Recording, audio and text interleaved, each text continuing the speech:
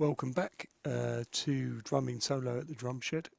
Today we're going to be talking about Roland V-drums and improving the playing experience while using this type of electronic drum kit.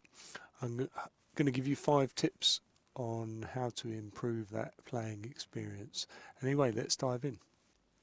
Right, tip number 1.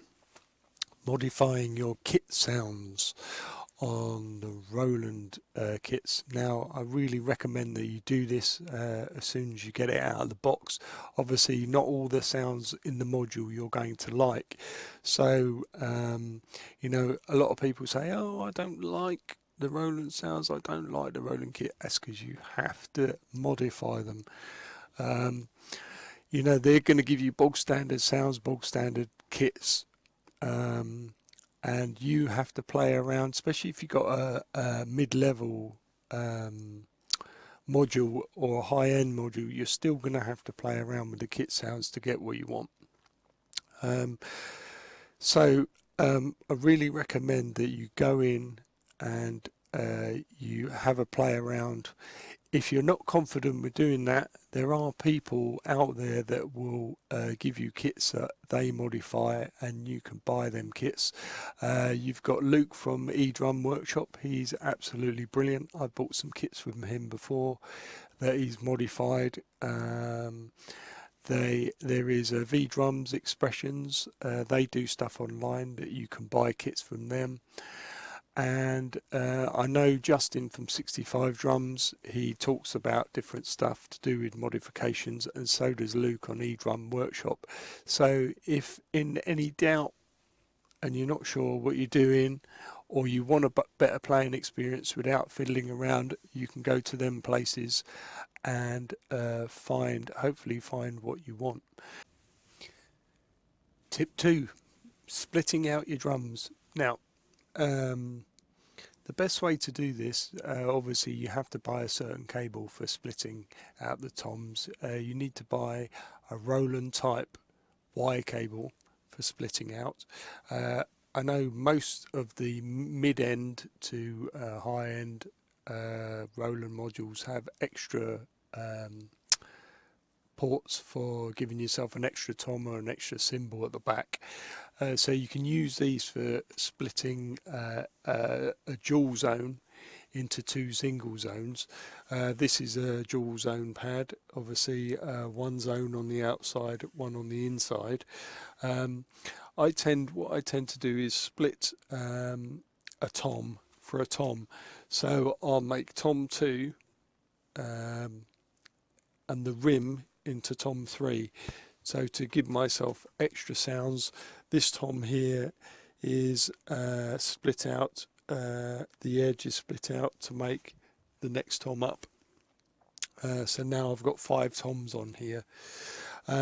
What I suggest that you do, when you split something out, split a cymbal for a cymbal, so you don't get an overclash of sounds, because otherwise sometimes you might hit a tom, and if you split a tom out you might hear a cymbal sound, so you don't want that really happening. So if you've got crosstalk on the split, then you will get a clash. So what I suggest that you do, if you're splitting something out, split a cymbal for a different type of cymbal, split a tom for a tom, and then you get a lot less problems doing it that way. Anyway, that's a good tip. Obviously I'll leave something in the description below so you can find the splitter cables. There are people like Drum Tech in Germany that sell the splitter cables. There is stuff online about how to make them yourself if you're confident about doing that. Anyway, hope that's helpful. Tip number 3, pad upgrades. Now a lot of these pads, older pads, they come with 1 piezo or piezo, however you want to say it, in the middle. The newer ones, especially like this snare, comes with 3 on the outside edge, near the outside edge, to stop hotspotting in the middle. So I really recommend upgrading especially the snare so you don't get hot spotting, upgrade the snare to this one. This is called a PDA 120L BK. There's also the 10-inch, which I think you can use from the toms, which is the PDA 100L BK. So you can use them. There are other older types, but these are the 105s. They have the piezo in the middle, but I really recommend as a third option to upgrade your drum pads. Tip number 4, customize your stands. I customize all my own stands. I never have the bog standard stand that generally comes with the Roland. I buy extra parts and different clamps and stuff for holding the cymbals to make it more sturdy.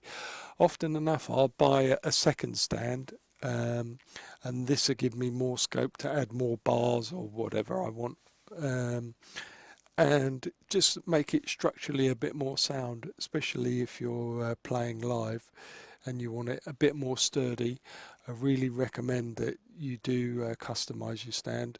I often buy another extra stand on eBay, probably cost you an extra £100, and often enough it comes with more cymbal rods as well.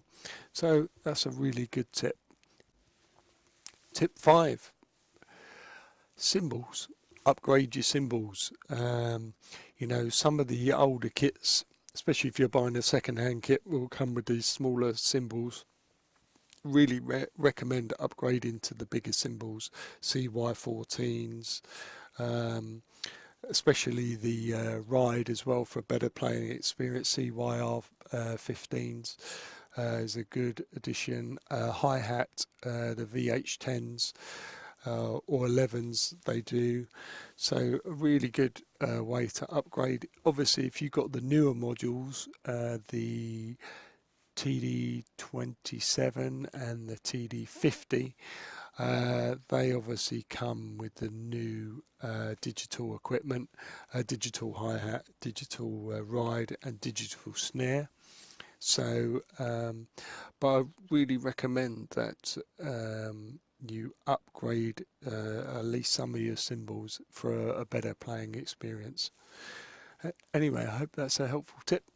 One last tip, your bass drum. Upgrade your bass drum. Often the pedals are not that great. Upgrading to a 12-inch at least bass drum, especially if you're a double kick player, that gives for a much better playing experience. There are the smaller 6-inch pads, the KD range, or KD8. They're okay, they're fine, but if you want a better experience, you need to upgrade to a 12-inch bass drum mesh head. Regarding any of the items you've seen today, I will leave a description below, and especially if you want to find V-drums expressions or edrum workshop on YouTube, I'll put a link below. And the cable splitters, there are people like Drum Tech, I think they're based in Germany. They can do shipping and things like that for the cables for you. Like I said, if you're using a Roland module, make sure it is a Roland type splitter cable.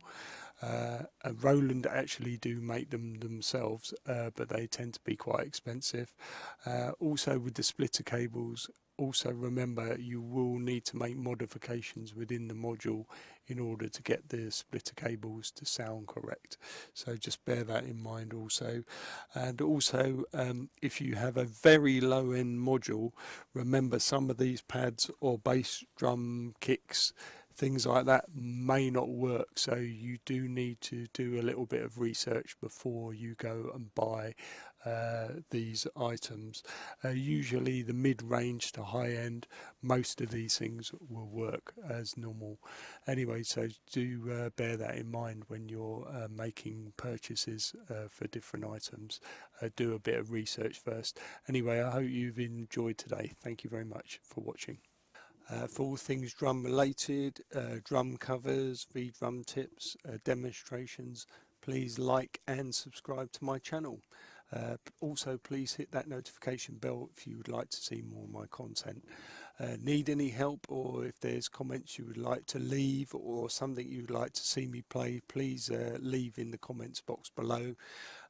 Anyway, grab yourself a huge cup of coffee, because you know what? It's cold in here.